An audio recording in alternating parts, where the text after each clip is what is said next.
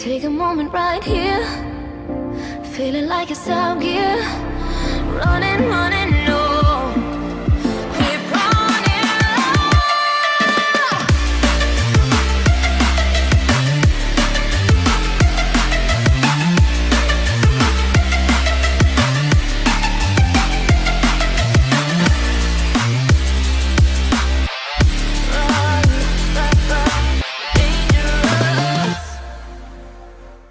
At first glance watching this chapter, so something is about to go down in this chapter, bro. Like 50 Mark 3s are going to be deployed. Something's going down. This got to mean that Kizaru's coming, right? Kizaru's coming to Egghead. Gotta be. Something big is going down to deploy all those Mark 3 pacifistas. Mind you, bro, they're top notch. They top notch Mark 3s, bro. So something got to go down. There's a reason why they're being deployed. And this is an amazing feat for the Straw Hats to go out all in all against Kizaru, one of the admirals. We have to see this finally. We have to see this. We have to see the Straw Hats versus Admiral and see how far in depth their strength is after the time skip, after beating one of the Yonkos, bro. If you wanted to talk about order, we have to talk about the front cover page. Now, we see that finally, this is the part when we got Mother Caesar, Judge, and Queen battling out. This is where they go apart. All right, this is where things turn to a drastic turn and they go on their separate ways. We are seeing this coming anyway because these guys already butting heads and it seems like things not getting under control. But we have to move on to this bubble defense that the Mark III has, bro. Bruh, the ultimate defense that Vegapunk created. Man, Vegapunk, hands down, is one of the most amazing masterminds in this world in the One Piece verse. Like, ahead of his time, really. That's what everybody say. But at the same time, bro, this bubble defense is something amazing. But this bubble defense is the ultimate defense. And I want to know, where did Dr. Vegapunk get this creation from, this ultimate defense? Like, who utilized this? What devil fruit actually utilized this? Because it looked like a bubble, right? Could it be Khalifa defense? Very much so. It could be why we have CP0 here already and we're missing Khalifa to probably give us better explanation on this defense. But at the same time, Dr. Vegapunk calling the bubble defense for a reason. So it got to be Khalifa's defense and not just defense. It utilizes the offense position too, as you see the Mark III punching somebody with it, actually defending it against guns and punching people with this ultimate defense, bro.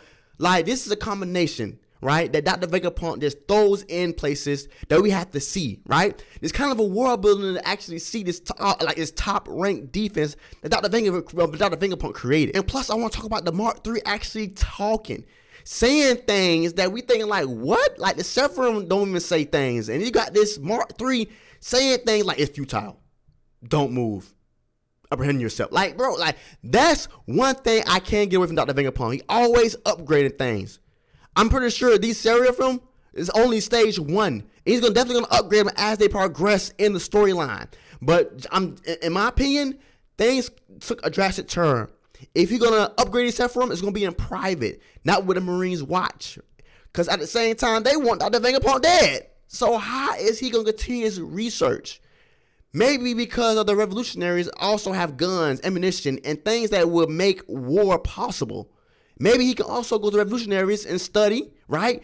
And continue his research right under Dragon, which is to be a top feat also for the revolutionaries going forth. And I feel like Sentomaru can sense that something is going down on Egghead. And that's why he deployed so many Mark IIIs. Now, he did say that the Navy is jamming their communication, so they can't get updates what's going on the outside, right? So listen, Sentomaru's not wrong for deploying this much Mark IIIs, but at the same time, bro, you have to understand one thing. He's doing this for a reason. This is like a foreshadow of something big is gonna go down on Egghead. And I'm pretty sure Kizaru's gonna be in the mix of this. Now, if Kizaru's gonna be in the mix of this, we definitely gonna see what Jay Garcia Saturn can do power-wise. Does he hit no hockey? Or he's gonna sit back and watch the other people do things and he's gonna give out big speeches. I really wanna see what actually the 5 elders can do combat-wise. We know they can give amazing communication skills, as in, you know, lead the army, lead the charge, rain down on them. But we want to see them in a combat level. Like, do they know hockey? Do they know Congress hockey? Will we see Jay Garcia Saturn battle it out against one of the Straw Hats or one of the Stellas or somebody around, right? That's what I want to see. And a few things I want to actually get out of this chapter is the foreshadowing. There's so many foreshadow things are going on in this chapter. Definitely when you see tomorrow said protect Dr. Vegapunk. Make sure you got this island at any cost.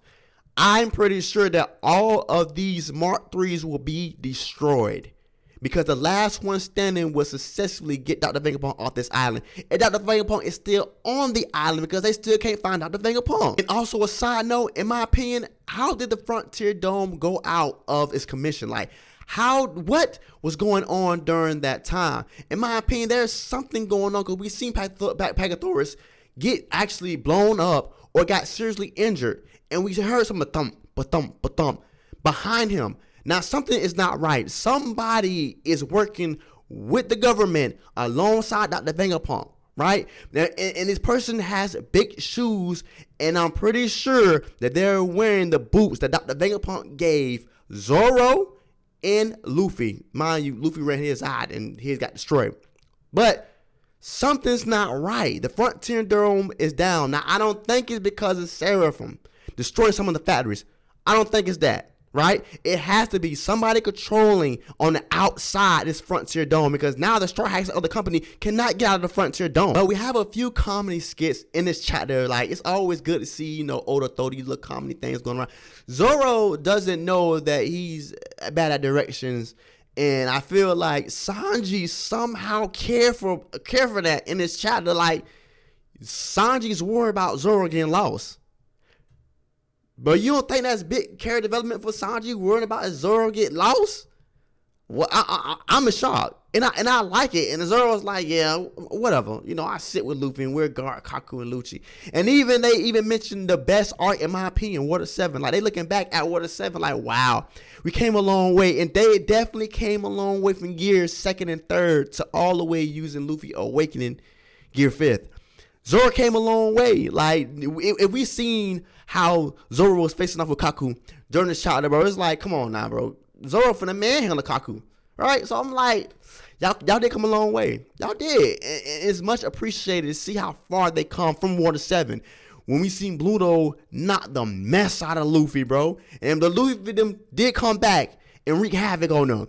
But to see how far these Straw Hats have grown from Water 7, this is why I watch. This is why I read moments like this. But to continue with Bonnie going inside her father's memories, at the same time, she knew she couldn't handle that. And going inside the memories, we seen that Kuma was already a slave from the beginning, bro. And those silhouettes, Celestial Dragons. They definitely Celestial Dragon silhouettes. Not to mention that Kuma didn't even want to go there. And we see as Kuma was a child, we see that he was sad. We see why he was sad. Kuma grew up as a slave. And it's immense to know that. And it comes right back around because we seen that Sabo retrieve, Kuma from being a slave. And I feel like that Kuma shared that with his fellow revolutionary co-workers. Because that's why Sabo was so mad to see it come back full circle, him being a slave as he got older. And that's crazy to know that this man really wanted to get out. He said he'd rather die. They gonna kill me anyway. I'd rather not go back. Words from Kuma as a kid. That's pretty sad to know. But we don't fully know if Kuma got branded or not, because we not have seen Kuma with no shirt on. The official Kuma. Not pacifista, but official Kuma. We don't know if he got branded or not. But at the same time, Kuma grew up as a slave. It's big for us to know that. And it's always speculated that Kuma is a D. But as we get far from Bonnie actually whining and crying and really can't take her father memories, we still see Kuma climbing the red line for some odd reason. Now, it's speculated that Kuma actually want to go to the red line to destroy some of the Celestial Dragons, which is not going to happen. We understand that, bro, that is heavily guarded.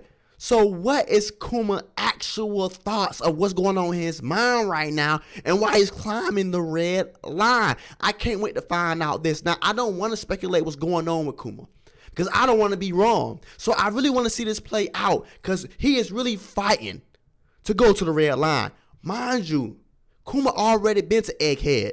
So if he actually wanted to save Bonnie, he would just teleport it to Egghead. What is Kuma thinking? What is driving Kuma to go to the red line and possibly end up on Mary Joyce to destroy the Celestial Dragons? Or some other odd reason, or why he's going to Mary Joyce's Pangean Castle. I'm sitting here struck to find out, bro. I'm so confused to the point, like, it's in my mind frame of, okay, he was a slave. Now we know that. Why are you going to Mary Joyce? Just the lonely you, right? Your teammate Sabo and the commanders of the Revolutionary Armies barely made it out, and you're by your lonesome. We know that you are strong, but strength doesn't matter right now. The most important thing on Kuma part is why he is climbing the red line to get the Pangean classes to get one of the Celestial Dragons. To continue to what I was talking about with Pythagorean, somebody got it out for the Stellas. Somebody got it out for Dr. Vegapunk that's working alongside Dr. Vegapunk. If you can see a little bit, a glimpse of these person feet, like I said before, he's wearing Dr. Vegapunk boots. He's definitely wearing them, and as he walk, you can hear him going, patah, patah, patah. These ain't no regular boots, right? This is not no regular boots. This guy, this person, this evil person is wearing. And now he attacked Pythagorean and exploded one of the laboratories. Now, mind you, things are getting fishy throughout this chapter. Things are not looking right for the chapter. Like, coincidences are happening over and over and over again. So something is going on with that right there. So you keep on watching that closely, because I know it's a traitor amidst Dr. Vegapunk. But we finally get the reveal that Vivi is alive, right? And she's with Morgan. And you have Wapple over there looking so scared because he know what happened to Lucia Kingdom, right? Like the wire stop. Listen, I'm happy that Vivi's alive. Now we actually have to see, where is Morgan taking Vivi? Who will be able to secure Vivi? And the only person who I, on top of my head, would think is the Revolutionary Army. She would find shelter and solitude in the Revolutionary Army. They would protect her from the government. And that would be a great asset for the revolutionaries to know the information, what Vivi's seen firsthand. Morgan can go anywhere. And to speak on Morgan come up with this news, but you got to love to hate Morgan. Morgan wants to sell the papers. Morgan wants to make more money. Morgan wants to have the world shooken up with his entertainment, him being a centerfold of this entertainment, right? We know Luffy ain't a person like that, but Morgan is going to sell it and push it. Mind you, bro, who is nosy, that nosy, and where does Big News Morgan get his information from? That man is historical. That man is legendary. How he get his information? Like, he know what's going down before it happens. Almost. Like, he got so many spies around the government. He got so many snails to know what's going on with the government, bro. This man is top notch. He gonna know things before you even know about yourself. How did he know that they're gonna assassinate Dr. Vegapunk? He definitely have somebody working in the government alongside, I would say, the 5 elders. But he got somebody in there giving information out. Or he got somebody right there tapping the phone lines. Because how would he know this the most private thing in the world? I could understand Dr. Vegapunk knowing. Because he's renowned for his science and his technology. Like, he could definitely find out, technology-wise, some information. But Morgan's? Wow. He overdid himself during this chapter. He even went too far trying to compare this to the Ohara incident. Now that right there might not happen, or could happen. Can you see the damage of a Buster Call on Egghead? The damage? Now, I think at the same time, pretty sure that they want to say something about the Vegapunk technology. So, of course, they don't want to apply that blow Egghead to the smithereens. But that may be the last resort. If they anger Kizaru, or if they anger Jay Garcia Saturn so hard that there will be a Buster Call, because Kizaru already called all the ships to Egghead. That lines up with a Buster Call. And Morgan is just profiting off of Luffy. Everywhere Luffy goes, he always bring chaos and drama. And Morgan is right there to make the money off of it. You got to give it to him. You got to hate to love him, because Morgan always profit off of Luffy's name, making Luffy the threat, right? The guy that will overturn the government, a person that does not care about anybody. Like, he is making so much off of Luffy chaos, bro. And you have to give it to him. You have to give him his roses, bro. Because that's somebody who's an opportunist. And he take the opportunity to say things, to move forward in his research, and hype up Luffy to the point where we don't have to do it anymore. Luffy doesn't have to do really that much anymore because you got somebody like Morgan is hyping Luffy up to the point. Listen, man, this man can go anywhere at a point and have the government there, and Morgan will say, Luffy ran it all. If Luffy was on God Valley, Luffy ran a charge. No, Roger was behind Luffy. Yes, Roger was behind Luffy. Let Morgan tell it, bro. Let Morgan tell it. But aside from that, bro, this chapter was amazing. Finally see Vivi. It's finally good to see Wappo at least. He's so scary. Oh, my God. Listen, when we see Big News Morgan, bro, it's always legendary, right? Something's going down on Egghead. Big, immensely, right?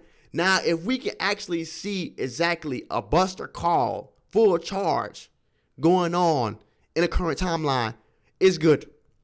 Kizaru, right? Now, if Kizaru get there and get mollywopped by the Straw Hats, will be amazing. And he will go back to Jay Garcia crying, and there will have to be a Buster Call. Because nobody next to Kizaru can handle these Straw Hats if Kizaru goes down. So definitely will be a Buster Call. But at the same time, we'd love to see Kizaru back in action. Last time we see him was Paramount War going hard. So, amazing chapter. 10 out of 10. So many reveals, so many foreshadowing. This was so good. Listen, man, the Super Bowl is about to start. Man, I got to go, man. Thanks for watching. Like, comment, subscribe to get more of me and more One Piece content because I'm always here. I'm always here. I'm always here. Thanks for watching. I'll see you next time.